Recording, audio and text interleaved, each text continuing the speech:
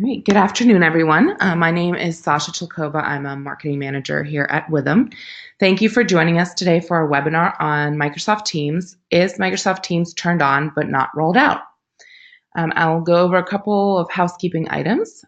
We will try to keep the session to about 45, 50 minutes, and we'll leave about 10 minutes at the end for questions. Please don't hold any questions back. Even if we don't get to them, we'll respond to them via email. Please submit the questions in the questions pane of the GoToWebinar control panel. And like I said, we'll leave those to the end. We are recording the webinar, and in the afternoon, we'll send a link to the recording as well as a copy of the slide deck. And then as a special surprise today, some may know about this offer, some may not. We will be raffling off a free copy of a book on Microsoft Teams called Mastering Microsoft Teams, and it was co-authored by one of our Microsoft MVPs, Melissa Hubbard. So at the end of the session, we'll do a random draw, and then as part of your follow-up email, I'll send you a code where you can redeem and get that free copy of the book. And with that, I have Jill Hanneman joining me today to run the webinar. So Jill, if you're ready, we can get started. Sounds good. Thanks so much, Sasha. Hi, everyone. Good afternoon or good morning, depending on where you're coming from. I'm really excited for our conversation today about Microsoft Teams. We are taking a slightly different take with this particular webinar, and we're going to be focusing a little bit more on administration and what to do if Microsoft Teams has been turned on to your organization, but it hasn't actually been formally rolled out. So we have a lot of material to cover, so we'll go ahead and begin. Just a couple quick intro about who I am. I've been with Witham Digital now for a little over 6 years or so, but I've been in the SharePoint space and started working with SharePoint with the MOS 2007 version. And then before that, I started working in knowledge management. So I definitely come to the Office 365 Teams and SharePoint space with a business analysis lens, a knowledge management lens, looking at governance, looking at ways that these tools and technology can help organizations improve the way they share and retain knowledge. And then just kind of a personal note, I love to cook, and so I generally have some sort of project going on, and we've been making a lot of pizza lately and trying to perfect our dough. So it's been a fun time, and lots of cooking going on right now, especially as we get closer to the holidays. So just a quick word about Witham Digital. So we have done over 100 Microsoft Cloud deployments. We started working with Office 365 when it was really bleeding edge, and we started getting and moving folks into SharePoint Online back in early 2012, and started having conversations and running prototypes in 2010 and 2011. So we have a lot of experience with Office 365 and its evolution and where it is now and today and what you can and cannot do. So beyond this conversation, if you have any questions about Office 365 and SharePoint Online, we more than likely can answer it. We also have 4 Microsoft MVPs on our staff. As Sasha mentioned, one of our MVPs, Melissa Hubbard, authored the book Mastering Microsoft Teams that we'll be raffling off later in this conversation.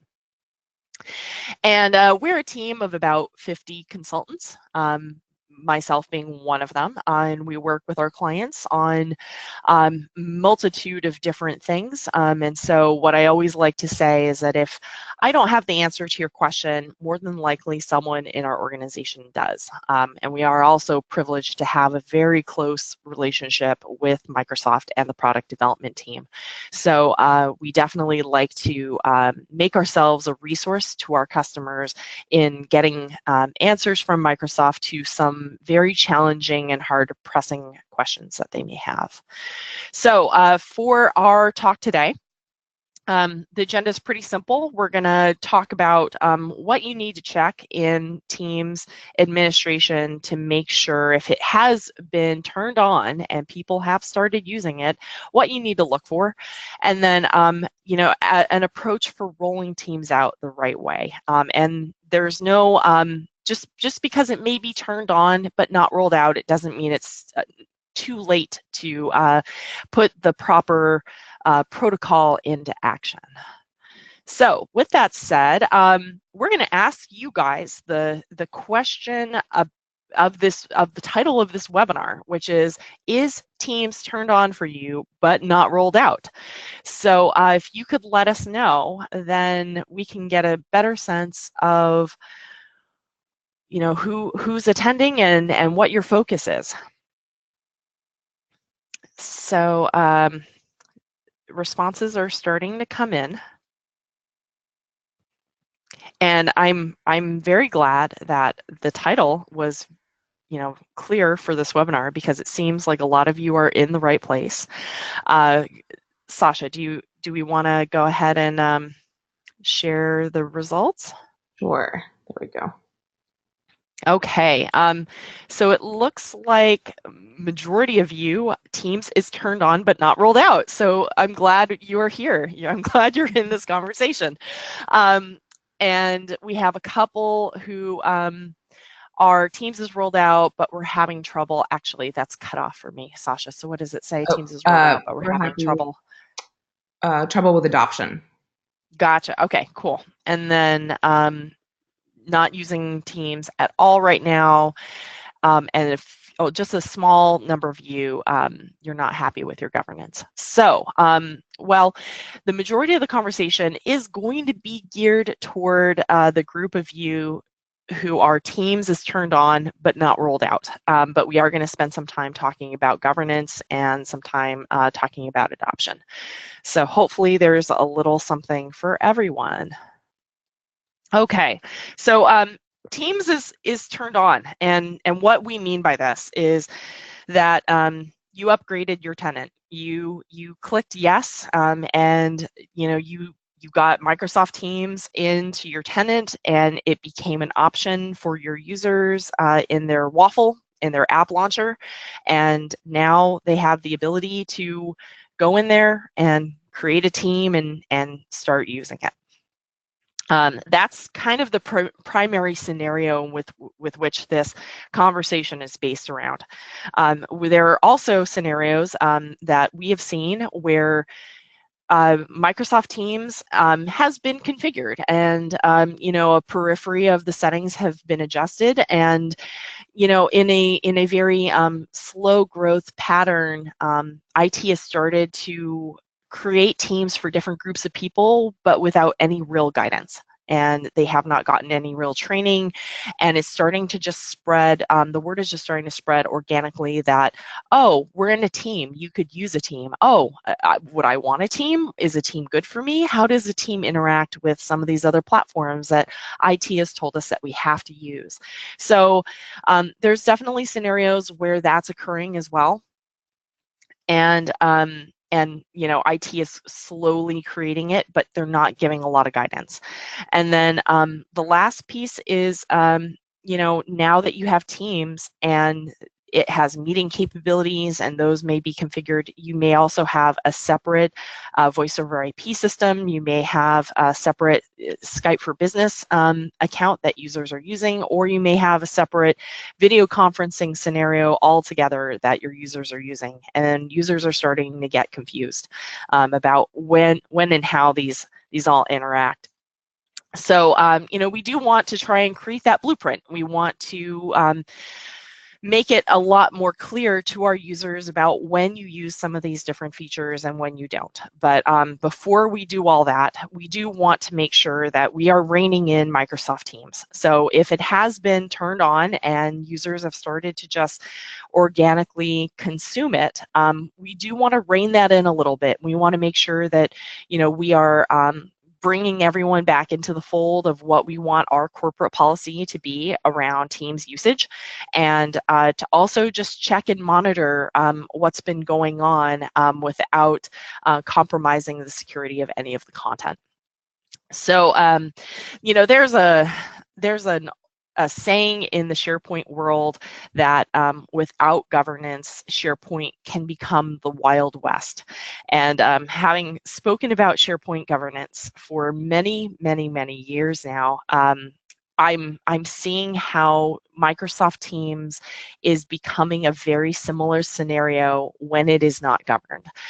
So without proper governance, Microsoft Teams really has the potential of just creating the Wild West scenario in your Office 365 tenant. And there are a couple key components that really can be attributed to that organic growth and that sprawl. And so that is really what we want to try and rein in. But rather than using a Wild West picture, I have a 2-year-old, and we are starting to experience stuffed animal sprawl.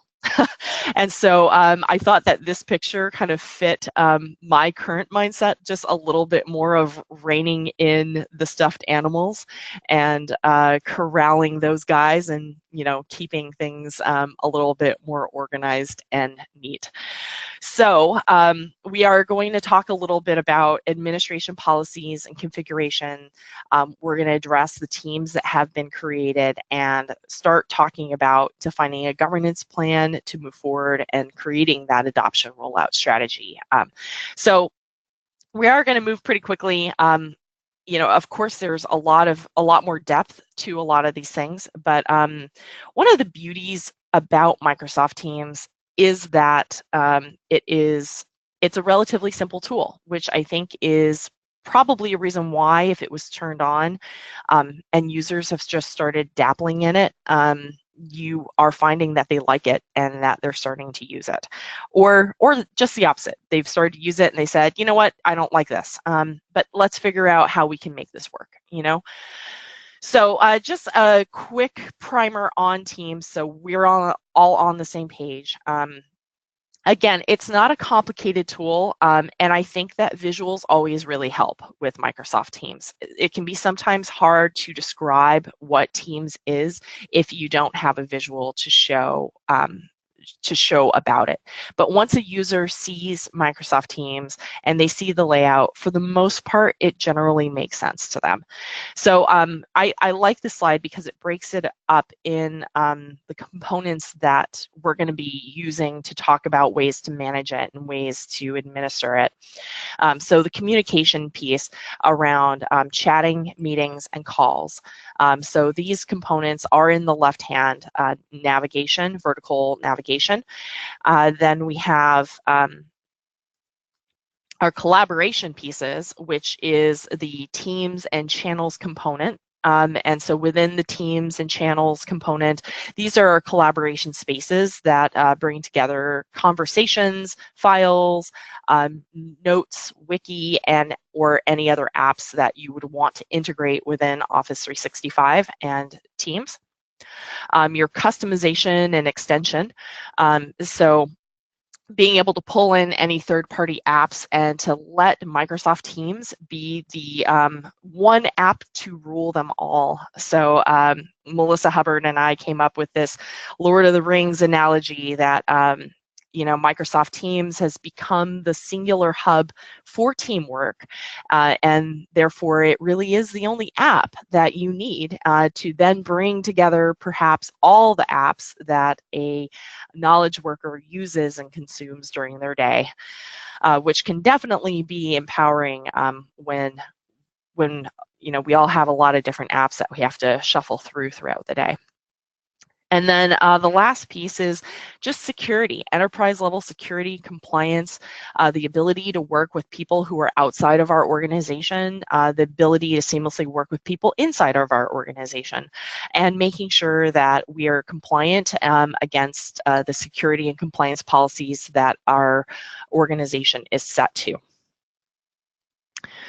So just, reiterating what we've got here, a chat-based collaboration workspace. And the communication aspect, I think, is the major secondary piece, or they're the two components of Microsoft Teams that we really need to focus on. The collaboration aspect, and then the fact that Microsoft Teams is also a meetings, telephony, and chat piece as well, and that we are going to be seeing an increase in the capability that Microsoft Teams is going to be getting, and a gradual shift as Microsoft pushes all of its customers to move from Skype for Business to Microsoft Teams. So that's definitely something to be aware of as well. Okay, so you have it turned on. Microsoft Teams is turned on for you, and it has not formally been rolled out, but people have started to use it. So what do you need to check? Where do you need to begin to rein it in, and to make sure that you can start to regain control over your team's environment? So these are the 4 things we are going to focus on. The first is the team's creation and management. What teams have been created, and what are people doing with it, and what are some of the risks and implications to this? External access. Are your settings where you want them to be for external access and for allowing collaboration with people outside of your organization? Then security and compliance, making sure that your environment is meeting the requirements of your organization from a security and compliance standpoint. And then the last piece is meetings and chat. What do you want to do there? How do you want meetings and chat to be consumed in Microsoft Teams compared to what other tools or solutions you have in your organization for your users? So for Teams creation and management, I like to start here because this is perhaps the biggest gotcha. Because by default, Teams creation is open to all users. And this has a lot of implication because when you create a new team, it also creates a new site collection and an Office 365 group. So you can imagine how difficult it was to manage SharePoint site collection and site creation, and how that kind of became the Wild West back in the day. And now we've added another means of creating new site collections in SharePoint in a completely disparate user experience. and one that, if you create the team in a certain name that you may eventually want to use for a separate site collection, it can really create a gotcha situation, because now that name is taken and that URL is taken, and it can maybe foil some of the plans that you had in your growth of SharePoint for completely separate business function. So managing Teams creation, what a lot of organizations are doing is they are restricting the ability to create a team. And the way you do this is there is a PowerShell command that you can run that realigns the Teams creation and the Office 365 group creation to a single security group. So then in Azure AD, you have a single security group that has the now has the function of being able to create an Office 365 group, and therefore creating a new team. And how you manage this group can be up to you and who you want to be a part of this group. I always like to say that, with governance, you need to have a really fine balance. You need to find that fine balance of loose and tight. You need to keep it loose enough that it does not create any bottleneck situations for users to be able to use and consume the tool. But it needs to be tight enough where you're not enabling situations where it can become the Wild West and people can create teams left and right for different reasons and at different levels of hierarchy and with different naming conventions and whatnot. So Finding that balance is really important. And I'm going to say the vast majority of organizations that I work with have done this and or are going to be doing this. We've rarely seen an organization keep the team's creation open to all users. So with that said, there is an argument to leave it open to all users and to allow people through training and through communication, if you can do that, to have the freedom and the ability to create a team and use a team whenever they want and or need a new team. So, you can leverage a group naming policy to help manage and create that self-governance of everyone being able to create a new team. You can also just have continual monitoring of the teams that are getting created. You'll have monitoring over the owners who are managing those teams, and have continual training and feedback loops with your groups. So I think it depends on, the organization. It depends on your size. Smaller organizations may have an easier time managing teams creation open to all users. Larger organizations in the tens of thousands may want to restrict the team's creation to that single security group subset of users. So that's, some feedback to give you all. It really is a subjective thing, but what we are finding is most organizations are running this PowerShell command to realign the Office 365 group creation. So because I know you can't necessarily click on this deck through GoToWebinar, I've put in some of the keywords you can use to find this command. So it's an article in docs.microsoft.com, and if you type in manage who can create Office 365 groups, that's the name of the article, and it has all of the step-by-step instructions on how to run that. So along with that, we have the group naming policy. And this is also another piece that you can run. This is another PowerShell command that you can run to create that setting, establish the settings that you want for Office 365 groups to have these naming convention parameters. And there are two components to this setting. One, setting up a format for the naming convention. And what Microsoft is recommending is setting up sort of this prefix, suffix sort of naming policy where you have, the prefix could be the location where the item, the Office 365 group is being created. So is it a team? Is it a site? Is it a team site? Is it a communication site, etc. And then you put the name of the actual group or site or project, and then you put the department as the suffix of where it is. So I put the example in here, team, because it's going to be a team in Microsoft Teams, and it's the baking competition, and then underscore innovation, it's in the innovation department. So you can set this naming convention up without having to run this group naming policy. And this is just one example of ways that you can start to think through how to institute a naming convention in Teams for your group. And what this does is it just helps you make sure that what that site collection is there for. Is it there to be a team, the name of it, and perhaps the department of where it belongs. You can also play with other attributes like location, office locations, geographic locations, project locations, client, other project names, etc. The other piece to the group naming policy is blocked words. And blocked words are terms that you do not ever want a name of a team or an Office 365 group or a site collection to ever be.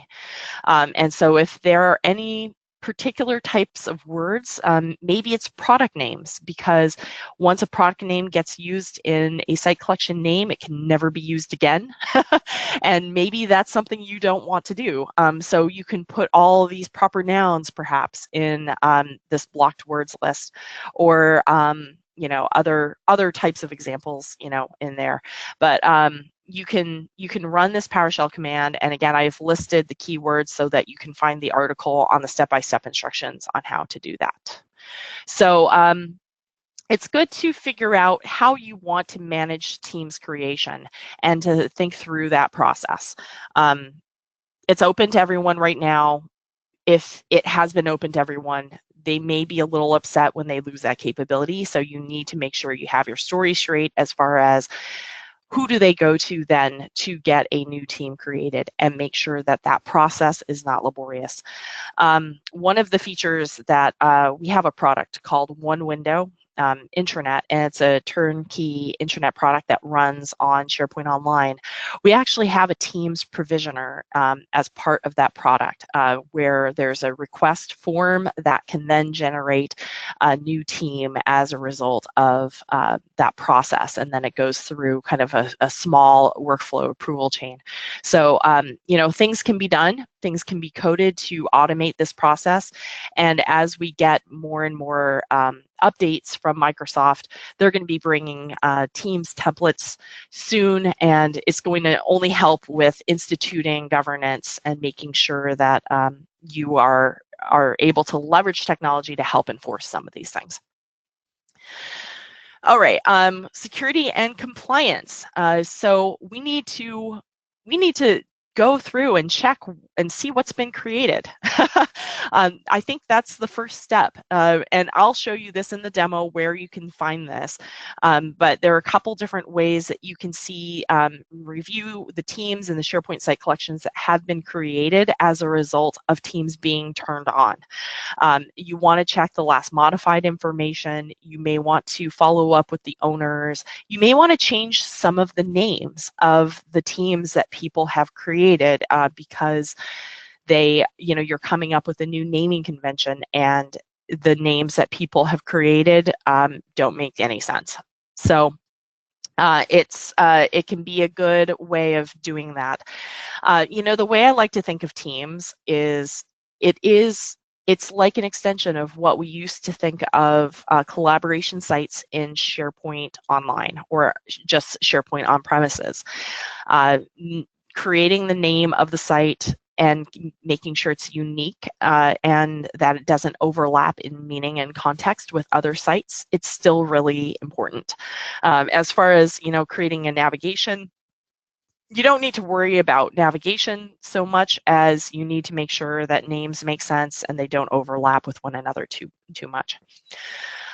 There's also e-discovery features in Office 365 that you can run against the content of the teams that have been created. So if you are curious if organization or groups are starting to collaborate on sensitive content types, so any content that might have like a social security number or other personally identifiable information that is subject to specific regulation and protocol within your organization, and maybe that content has no business being in Office 365 and you need to make sure that it is not there, you can run an e-discovery query to see if any of that content exists.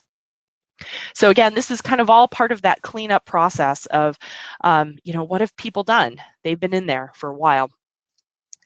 And then another piece is if they started creating teams and they wanted to play with it and try it out, but now they're not using it anymore. What was the last modified date of the information of the content in the team? And should that team get retired or deleted because it was just a test or a demo environment or something that people were playing with, and it's just going to create more noise now in your team's environment. So one of the things that I'll show you in the demo is the ability to use labels and policies to set up some of those auto delete. And this is just good for retention and for cleanliness to maintain governance moving forward. So just having that auto process that either retains the content or deletes it, and you can leverage labels and policies through this. External access. This is probably the most this is probably the most subjective one because every organization is going to be a little bit different as far as how they want to use Teams and who they want in to be able to collaborate or come into their tenant from outside of the organization. And again, I've worked with organizations that want no external access. They don't want anyone outside of their organization having anything to do with the content in their tenant. But meanwhile, there are a lot of organizations that external sharing and external collaboration with people outside the organization has always been a struggle, and this tool is going to be a breath of fresh air for them. So I always like to remind folks that, again, this is a similar conversation as far as being loose versus tight.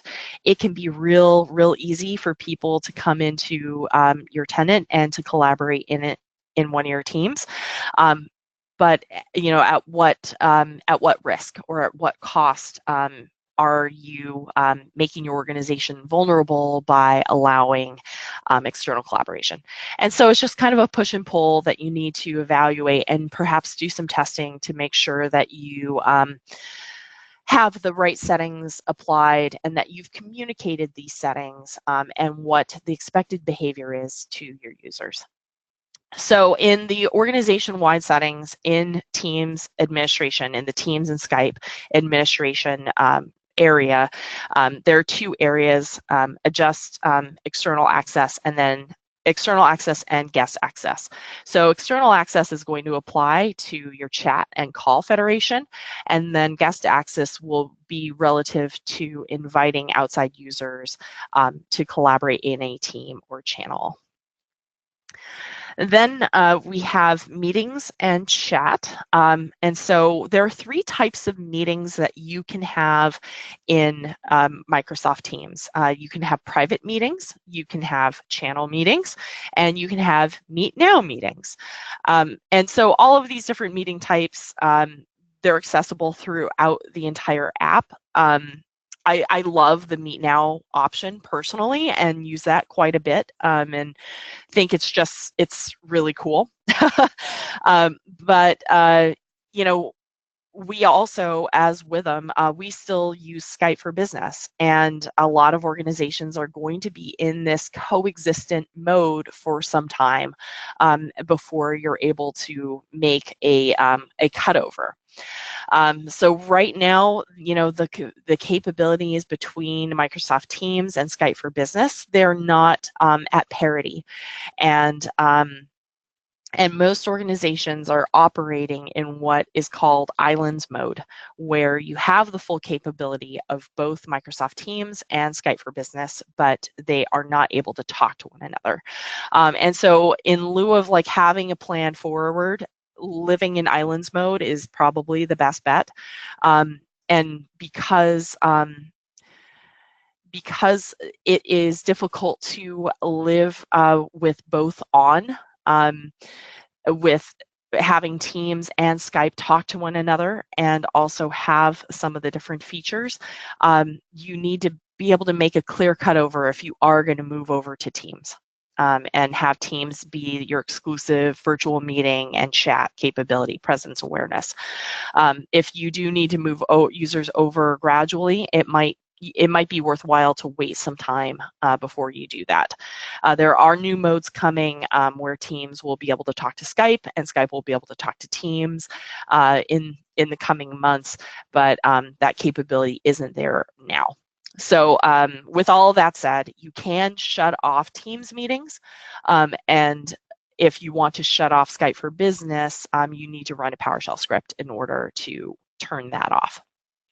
And then I'll also just mention one last thing with regard to meetings in Outlook. When you create a new meeting in Outlook, a new calendar invite, and you add a Skype meeting, there are meeting options that allow you some additional capability, such as creating a new distinct meeting, so that if you have meetings that run back to back, users for the next meeting don't show up at the tail end of your existing meeting and overhear conversation. So capabilities like this don't exist in Teams just yet. Okay, so we're going to transition the conversation now from what you should check into rolling out teams the right way. So we're now going to talk about governance and adoption. But before we do that, we have another poll to launch. And this poll is about adoption. And so what are your thoughts about adoption, and how is adoption of teams going to go in your organization?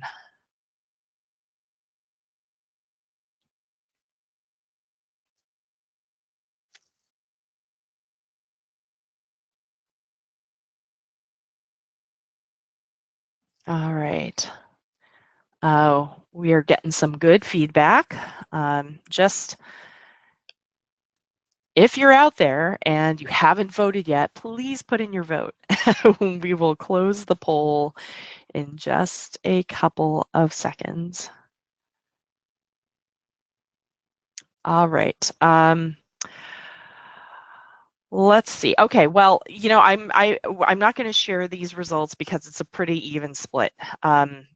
It's pretty much down the middle. It's going to be a challenge. My users don't like change, and we're waiting to define governance before rolling out. So we're gonna go with that. And I get it. Yeah, rolling out new technology is definitely always a challenge, and getting folks to change is always hard. And my hope is that you can leverage some of these tips to help you with that path and defining governance, and also in your rollout of teams. So, we have a 4-step process that we like to do in working with organizations and launching teams. The first is to build your business case. And, for the most part, because you are just getting teams, and it's a part of your subscription to Office 365, and, there are other reasons why you're using other reasons why you're using Office 365 and Microsoft 365. The why might be there, and that's the why you're using it. But um, what is there a business alignment? Is there a need for a project management tool? Is there are you looking for better ways to collaborate with people who are outside your organization? What is that why?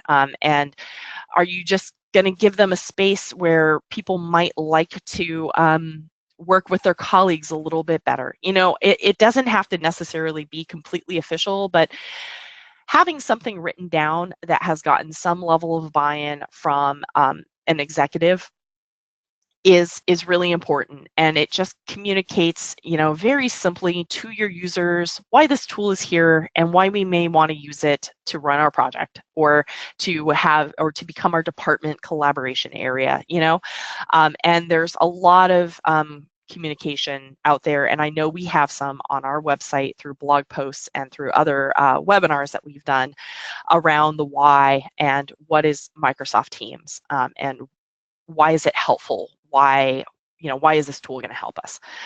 The piece that you're going through right now and that we're talking about in this conversation is the configuration and the settings. It's really defining the governance and setting it up that way so that users understand how to use the tool.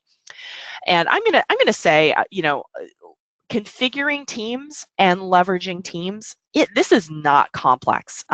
Coming from a SharePoint background, where getting started with SharePoint and creating sites and creating a UI and creating a navigation, this stuff used to take months, a long time.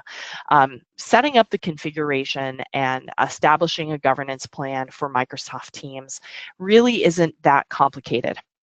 And it really isn't that technical and or labor intensive to get things the way you want it to be. If you do need help, leverage a partner like us. We can help you, and we can help you do it really fast. So you're not alone out there. But at the same time, none of this work in configuring your settings for Microsoft Teams and defining your governance should take very long. So that should definitely be incentive to press forward and start thinking about ways you can start engaging your end users. Because as you've all said, adoption of Teams is going to be a challenge. my users don't like change. The real challenge in launching teams is going to be in getting your end users to transition to it. And that's the devil in the detail, really, right there. So one of the things that we like to recommend is creating and supporting pilot group usage. And I emphasize the supporting the pilot groups because it's easy to set those pilot groups up, but it's difficult to continue supporting them and to continue to engage with them, whether it's they're not engaging with you or you're too busy to engage back with them. The support of the pilot group is the make it or break it. And finally, then bringing more users into teams and working with them through that process. So we have our same 4 core areas here that tie back to the things you need to check if you're reining in your app. But we need to create governance and just some simple basic rules of the road for teams creation and management, the external access piece, security and compliance, and then your meetings and your chat.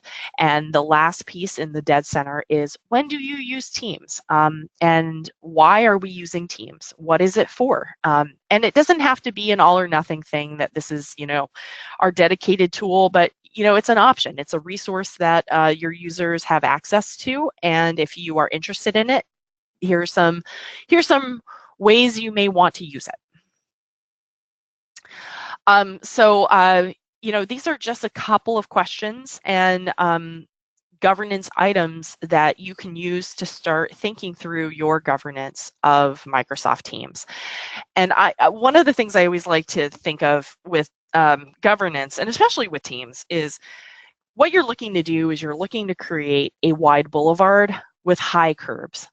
You want to give everyone latitude to do what they need to do and to take ownership of their space and to use it how they need to use it, because they're going to know their requirements and their needs better than anyone.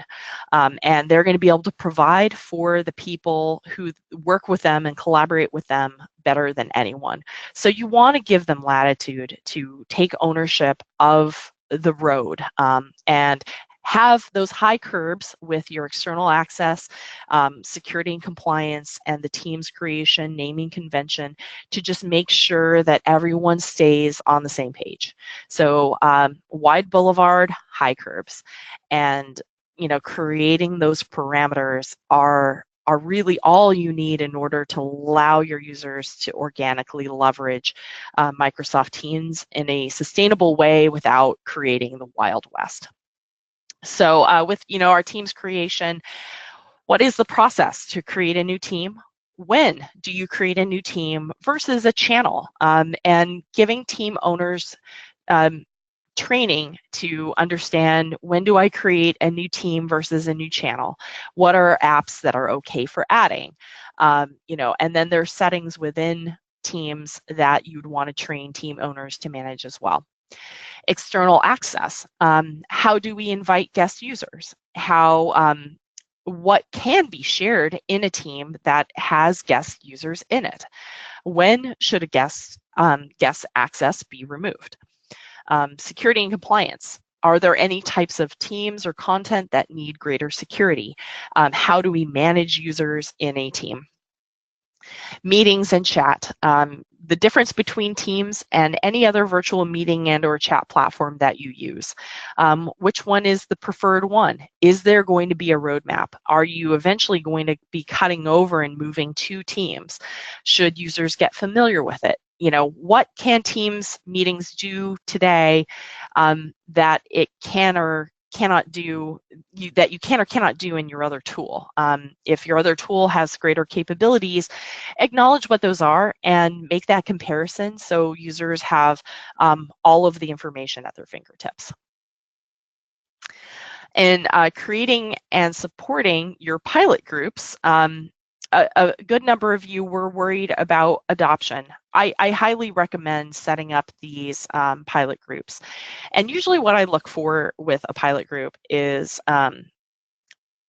groups that you want a couple of different types of groups. You want a short-term group that has a finite end, like a project with a finite end to it, and then you want like a department or some group that's ongoing that has they're open to experimenting. They're open to being a part of it. They're curious about the technology and they want to learn and they want to provide feedback to you about how this is going to work and what they like and what they don't like. So you do want to look for groups that are going to be savvy, that are curious, that are open to change, that are open to working with you and have the bandwidth to work with you on these things. And these groups will be really helpful because they'll give you feedback on ways that you've set up their team and the way you've set up their channels. They'll experiment with a couple things and bringing things in. You may even uncover a couple things that you like or don't like about the tool that you may want to lock down for the rest of users as you continue your rollout. But with these pilot groups, you want to do that continual training. You want to meet with them regularly and introduce modifications or configuration changes to their site based on what they like, or just be there to help them troubleshoot if they run into a problem. So your training and communication, this is really the stopgap. This is the difference in my mind between, in addition to all the governance and the rules and the settings and making sure you have that all, you have your story straight. You've defined your wide boulevard with high curbs. Just allowing your users to know when and how Teams should be used and or how it fits into the big picture of all the other tools you have is really important. And just don't start creating teams for groups that happen to request it and then they kind of have to figure it out or see what they need to do with it. Support them in this process. And or as a result of your pilot, take those lessons learned and share those with how some of the other users were using them. Okay, this is my last slide, and then we're going to jump into Teams for a quick demo. Why do you need to train your Teams owners? There are actually a lot of settings that team owners have access to. So a lot of the things that you would manage as an administrator for guest access of your team is managed by the team owner. So they have the ability to manage member permissions, guest permissions, mentions. They are controlling all the fun stuff, the GIFs, the memes, the stickers. And if you don't want them to have that, then you need to create some overarching policy. But you can turn that stuff off for guests in administration. But there are a lot of reasons why you would want to manage and lead by example, have your team's owners lead by example. There are some best practices as far as etiquette, and I'm in the process right now of writing kind of like a elbows off the table for Microsoft Teams. What are the the best practices for when you're sitting at the table, how to behave well within a Microsoft team and a channel. So there are definitely some tips and tricks to usage that we're going to be putting out very soon. Okay, let's switch over. I've got about 10 minutes with you all to run a quick demo. So I wanted to show you some of the pieces in the administration for Microsoft Teams and Skype for Business, as well as SharePoint, and for the Security and Compliance Center that we talked about in this conversation. So when you come to your administration center, Microsoft 365 Admin Center, you want to launch the Teams and Skype tab, and I have it open already. And this is relatively new that Microsoft has merged the Teams and Skype for Business Admin Center into one, and it's just a precursor of what is to come. So more is coming. So to take a look at all of the teams that exist, and keep in mind, I'm in a demo environment for myself, a demo tenant, so I don't have a whole lot of teams in here. So unfortunately, I don't have the massive amount of content to really show you what it's like to really live in here when people have started to really live and breathe teams. But it'll give you a listing of all the teams that you have. It'll give you, it'll show you the channels, the number of members, the number of owners, the number of guests, and if it's private or if it's a public team. So when you click into a team, it'll give you more of the details, but it'll show you who the members are. And it's not going down to show you the members, but you can add and manage membership here. You can take a look at the channels as well, and also the settings. Here we go. And you can see what settings that team owner has set up for that particular channel. So if we want to make some edits to the team, you can change the team name here, and you can start to institute your naming convention with teams that have already been created.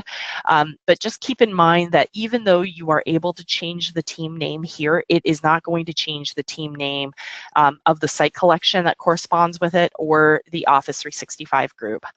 And then likewise, all of the settings that teams owners have with regard to editing, deleting messages, removing tabs, adding and editing apps are here. I can't think of, a whole lot of reasons why you would want to change it for a team unless you you created a new policy or there's a reason or a requirement that you didn't want them to be able to do some of these capabilities. But this is a good first place to come to take a look at what teams have been created and who are the owners, and maybe reach out to those owners and find out what they're doing with the team and or what the purpose is. If you have a lot, and I understand sometimes you may have a lot of teams that people have already created and it may not make a whole lot of sense to try and hunt down every owner. You can look at the corresponding SharePoint site collection that's been created with it. So you can start off by clicking on SharePoint, and it's going to take you to the SharePoint Admin Center. There are two admin centers, and this is the old one. You want to click on check out the new SharePoint Admin Center. It's not going to show you all of the site collections in your listing here. This is primarily showing the classic sites. In the new admin center for SharePoint, it's going to show you all of them, and it will show you the template. So it'll denote when it is the classic experience versus what would be a modern team site. And so you can see that these modern team sites are associated with my teams, just because I know that I have those names set up. But you can look at the last activity and set it up from older to newer. And you can see the dates of some of the last activity. And so this is a good way of, kind of weeding out who's done what. And you want to, filter it by the template and do it by team site.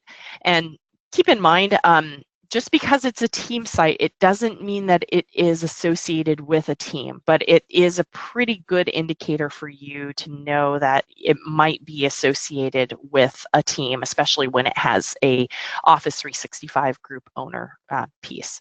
So this is just another way to look through and comb what activity has been done. So, comparing against the listing of teams that you have with the SharePoint site collections and the last modified date. If something hasn't really been modified in a long time and it's in your team, you may want to just follow up with those owners and say, hey, is it okay if we delete your team? You guys haven't used it in 6 months or something like that. We're trying to clean things up. So that is definitely a good way of moving through and trying to clean up some of that sprawl. So in our Teams settings, in our org-wide settings, this is where you can find the external access settings. Pretty straightforward, and the ability to add domains that you want to block. And then under org-wide settings, guest access, this is where you can control some of the settings relative to inviting users into your tenant to collaborate as an external user in a team or channel. And so you may want to enable some of these features or disable some of them. Like I turned off Giphies in conversations. We're not going to give them the fun stuff to do. Under team settings, again, it's pretty straightforward. What third-party apps can we align with the Files tab? You may want to turn all of these off if you don't want your users to set up, set up Box or Google Drive or Dropbox, etc., with the Files tab. Here at Withum, we actually use Box, and so Box is on for our tenant, but it's off for the others, and we can leverage Box or SharePoint Online to collaborate and store our files. The one really awesome feature that I love about Teams that I highly encourage people to enable is this allow users to send emails to a channel or email address. And what this does is it generates an email address that allows users to send a email thread to, and it registers in the conversations of that particular team.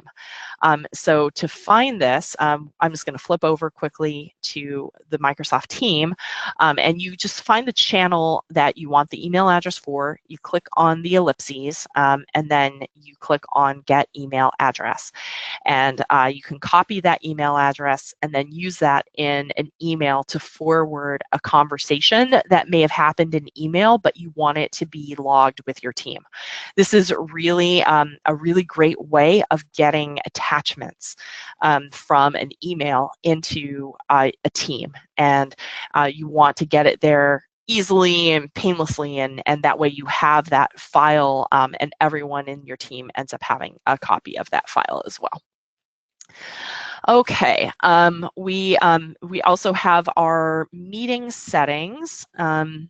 Our meeting settings, our meeting policies listed here. I'm not going to belabor this too much. We're starting to run out of time. I wanted to also show you, in the security and compliance, we launched that page, and the security and compliance admin center under data governance, you can click on retention to create a new policy. So if you are interested in having the auto archive, the auto delete after a period of time to keep things clean, you can create a new policy that gives you the capability of doing both. So we'll just say delete old teams, and you can retain it, and so this is for your retention, right? You can retain it for this long based on when the content was last modified, but for this example, no, I just want to delete content that's older than maybe we'll say 4 years at some point, and we'll delete it based on when it was last modified. There are more advanced retention settings, but this is just an easy way of setting up a reminder and setting up a mechanism to auto archive some pieces. So I can turn all of these other pieces off if I only want this policy to apply to Teams, and I can go down to my Teams channel messages and Teams chats, and I can turn these two on. So I can choose the Teams if I don't want it to be all, or I can choose users, I can exclude teams that I never want to be deleted, etc. And it allows you to choose and get pretty granular if there is a particular, like for this marketing, I know it's going to be a temporary type of team, so I can choose that team, and I can have that be subject to my, my deletion policy that I'm setting up here. So Pretty easy to set up, and then you can have a nice way of influencing and automating your governance policy that you've set up. All right, we are about at time, so let me flip back to our deck here for a second.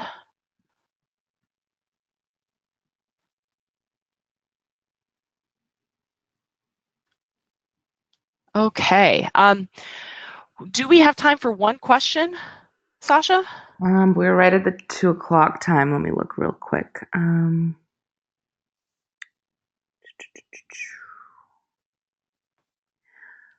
I guess that this might be a more time than we have, but one good question is, how are channels used? I think you briefly covered it.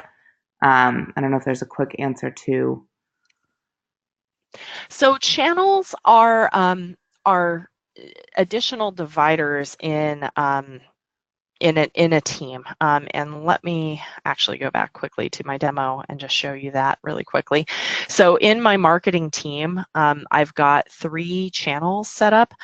So if I go into the actual marketing team, I can see the listing of channels.